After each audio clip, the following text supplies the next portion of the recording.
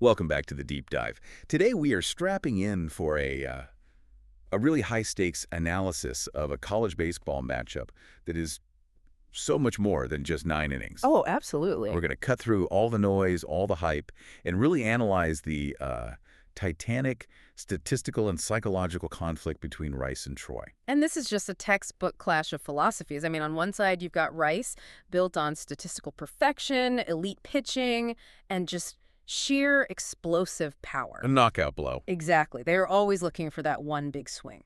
And then on the other side, you have Troy, who rely on this overwhelming offensive depth, high-volume contact, and just a massive, massive wave of momentum. So our mission today is to give you the ultimate shortcut, the cheat sheet, really to understanding the precise factors at play here. And if you want to get what makes this game so fascinating, you have to know the central tension right away. Rice's bullpen, Yes. they have a 0.000 ERA in the postseason. 0.000. Yeah. Zero.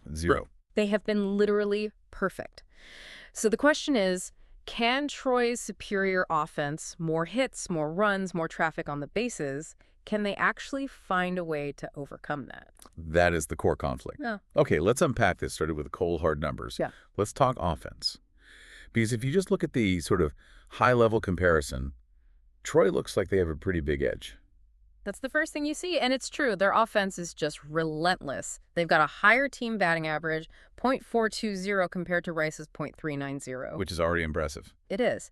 And on top of that, they're averaging 8.4 runs per game versus 7.8 for Rice, and they're getting 2 more hits a game, almost 14 hits a game. Wow. They just thrive on overwhelming you with constant traffic. But, and this is a huge but, there's a massive asterisk attached to those numbers, and it's Rice's entire strategic approach, right? They win in home runs per game, 2.0 to 1.8. Yeah, and that highlights their slugging efficiency. I mean, what does that really mean strategically? Well, that's the thing. They don't need to string hits together. Right. Troy is looking to, force a 6-pitch at bat, get a guy on first, maybe steal second, move him over. Rice is built to change the score with one swing. One swing. They need fewer hits to score the same number of runs. You look at those bats, Wilkerson, Lancaster. That's a philosophy where they just bypass the whole process. And while we don't have the exact, isometric in front of us, that home run volume tells you everything. It's about high-quality contact. It's about exit velocity, even if it means you sacrifice a few singles here and there. It's a boom or bust approach, absolutely. Yeah. And that's the risk for Rice, right? If they run into a pitcher who keeps the ball on the ground, those home runs disappear, and suddenly Troy's volume approach is it's dominant. But when they connect. It's instantaneous, which brings us to the mound game. And this is where Rice just makes their statement. The pitching stats are, they're genuinely impressive. They're non-negotiable. Rice's overall team ERA is better, 3.12 versus Troy's 3.45. They're getting more strikeouts, 4 per game compared to Troy's 3. But you cannot talk about this matchup without dwelling on that bullpen figure. The .00 ERA, it honestly feels like a typo when you see it in the source material.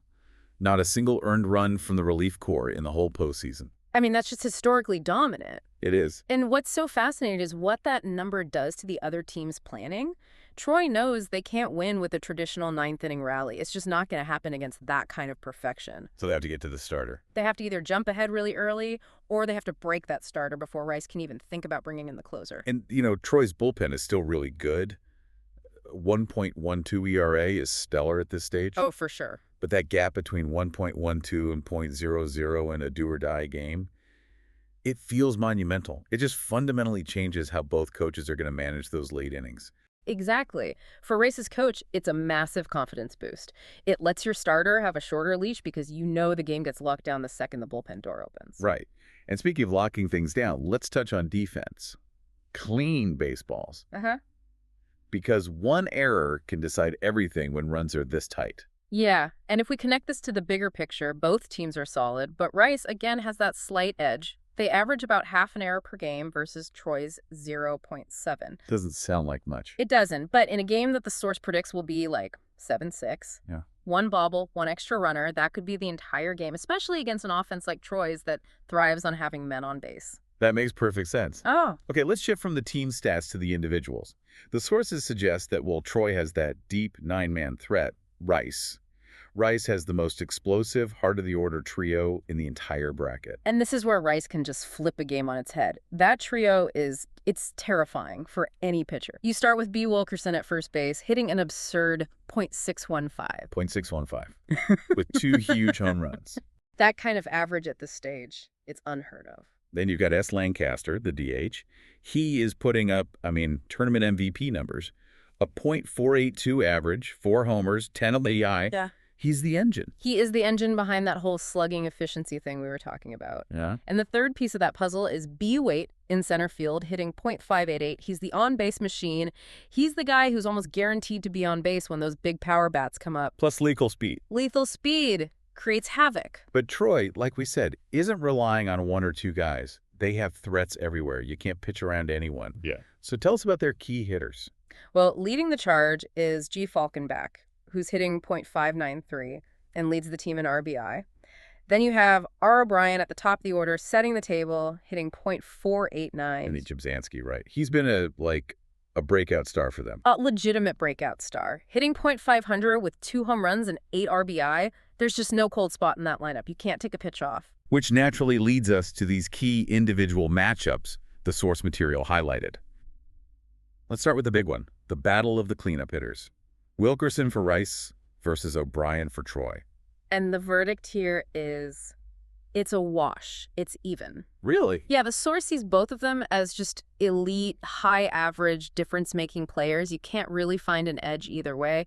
Whoever has the bigger night probably wins the game for their team. Okay, what about the power factor in the middle infield? You've got shortstop Jay Monroe for Rice against M. DePaula for Troy. Here, the analysis gives a slight edge to Troy, and it's not just about average. DePaula's hitting .455, sure, but he has 5 doubles. The extra base hits. The volume of extra base hits. It shows his swing is just powerful and dangerous. Monroe is solid, he's clutch, great defensively.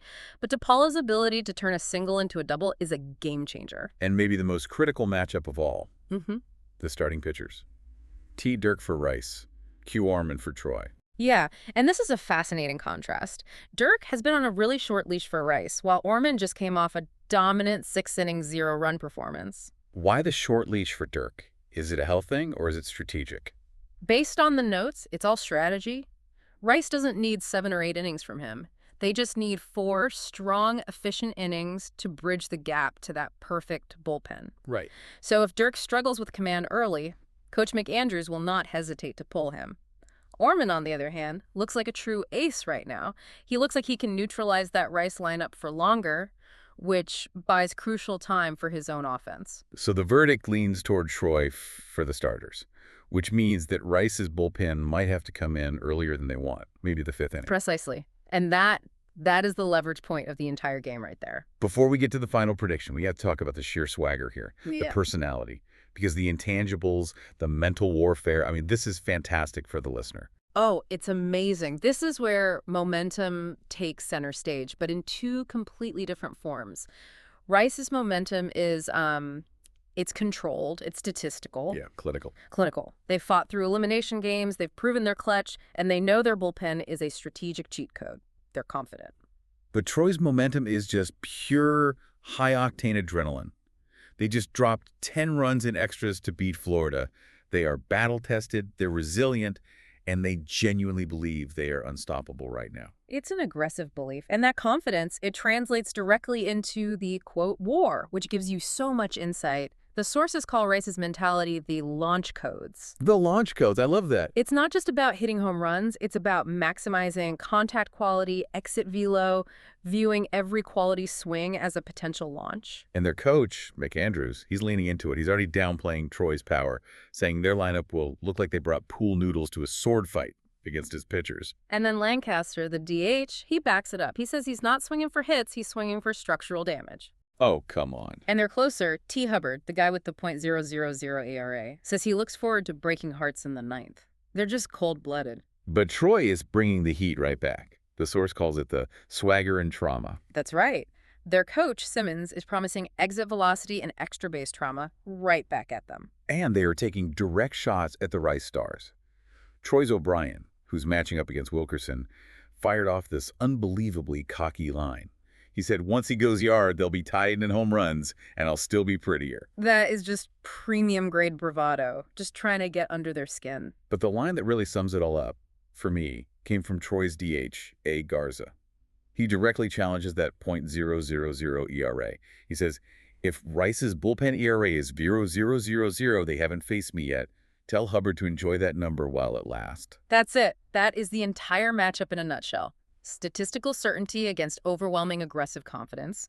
The neutral take summarized it perfectly. It's the baseball Thunderdome. Rice brings the rocket launchers, Troy brings the riot gear. So let's synthesize all this. The data, the personality. Let's get to the win conditions.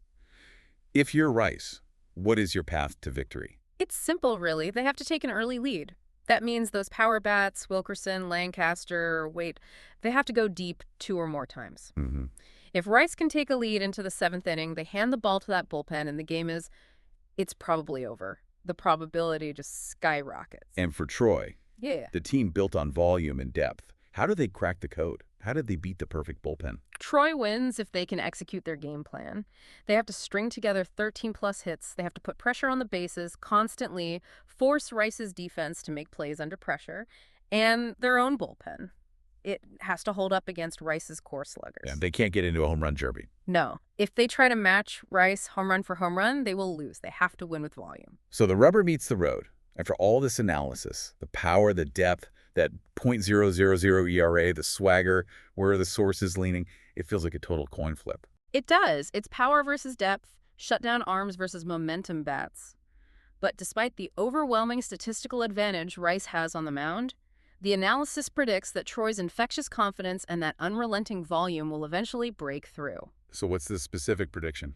Based on the source's synthesis of their late-game scoring, their extra-base swagger, and their bullpen grit, the specific prediction is that Troy wins a thriller, 7-6. 7-6. That means 7 runs against a staff with a perfect bullpen. That suggests the 0.000 ERA finally cracks. It has to, and it likely cracks because of that sheer volume of contact, the constant traffic that Troy generates late in the game, maybe after a few of those extra base hits from DePaula. It speaks to the idea that, unrelenting confidence and depth can eventually chip away at even statistical perfection. It's the triumph of the human element, of sheer momentum being applied directly to the data. It also confirms Orman must have a great outing to keep it close long enough for that to happen. So this deep dive has given you, I hope, an incredible understanding of the strategic contrast here. We've seen the nearly flawless pitching of Rice go head-to-head with Troy's high-volume, high-swagger offense. And that leaves us with one provocative thought for you to consider moving forward, especially when you're analyzing any elite tournament matchup like this. In this kind of high-stakes pressure cooker, what breaks first? Yeah. Is it the statistical certainty, that 0.000 ERA of a perfect bullpen, or is it the overwhelming momentum and psychological confidence of a team that simply refuses to lose? That's the knowledge you can take forward. It is. That is the ultimate question for the Baseball Thunderdome. We'll see you on the next Deep Dive.